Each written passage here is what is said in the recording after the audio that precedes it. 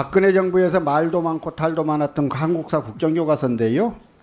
해당 교과서에는 화면에서 보시는 바와 같이 일제강점기 속 인물이 되어 가상일기를 써보자는 안이 있습니다. 거기에 예시로 홍범도 장군을 제시를 했어요. 홍범도 장군의 공산주의 행적은 1900 꽤 많이 알려졌음에도 불구하고 국사교과서에 매번 등장했습니다. 특히 군사정권 시절의 국정교과서에서도 빠지지 않았고요. 홍범도 장군의 공산주의 행적은 달리 봐야 한다는 역사학계의 공감대가 있었기 때문이죠. 그런데 윤석열 정부는 홍범도 장군의 흉상철거 논란, 이념 논쟁을 야기했고 국민을 황당하게 만들었습니다. 그 이유는 바로 공산당과 러시아에서 활동한 이력 때문이라고 해요. 홍범도 장군이 자유시 참변에 책임이 있다. 그리고 그 이후의 행보에 문제가 있다. 이게 육사에서 제기한 문제들입니다. 그런데 국방부 대변인은 기자브리핑을 하면서 봉오동과 청산리 전투에서 빨치산으로 참가했다는 의혹이 있다고 말을 해서 국방부 대변인이 빨치산이란 단어의 의미 자체를 모르고 있다라고 하는 걸 드러내서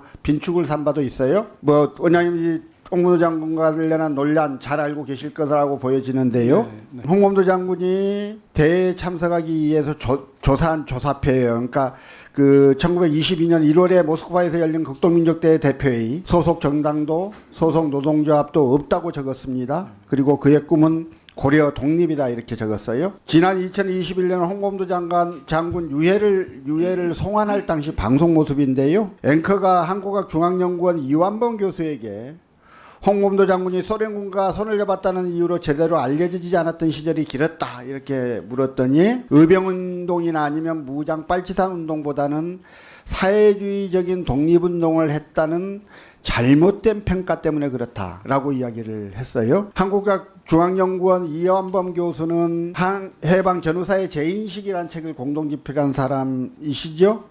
뉴라이트 출신이고요. 윤석열 정부 출범 이후 보훈처에서 만들었던 독립운동가들을 재심사하는 독립운동 훈격 국민공감위원회 위원으로 활동하고도 계십니다. 이런 부분마저도 홍범도 장군에 대해서 잘못된 평가가 있었다 이렇게 이야기를 하고 있어요. 지금 뉴라이트가 해방전후사의 재인식 머리말을 보면 많은 경우 위안부들을 고통과 희생으로 내몬 원초적 요인은 가정 내 가부장적인 권력의 구타와 학대였다 이렇게 써서 위안부 피해의 원인을 일본군이 아니라 한국인 가정인들이 주범이라 이렇게 서술을 하고 있고요. 그 다음에 일부 일제에 의한 식민지 근대화론을 주장하고 있습니다. 이렇듯 일제에 대항한 대한민국 임시정부를 부정하고 우리 대한민국의 역사성과 정통성을 부정하는 사람들이 바로 뉴라이트들입니다. 자유민주주의 대한민국의 정통성을 부정하는 게 오히려 뉴라이트라고 보여지는데요. 홍범도 장군에 대한 평가, 원장님의 의견을 좀 듣고 싶어요. 홍범도 장군에 대한 평가는 오래전부터 한말 의병과 항일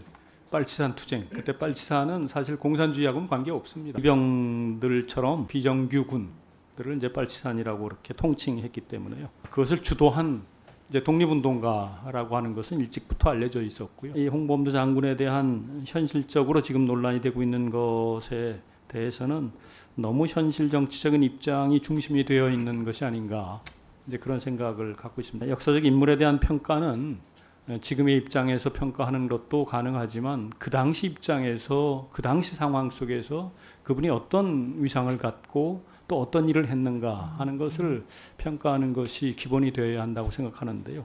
그 당시는 일본이 한국을 이제 강점하기 시작하는 때였고 또 강점하에 들어가 있었기 때문에 우리 민족사의 가장 중요한 과제는 일제로부터의 독립이었다 하는 것이고 홍범도 장군은 그 독립을 위해서 노력한 독립운동가였다라고 하는 그것은 분명합니다.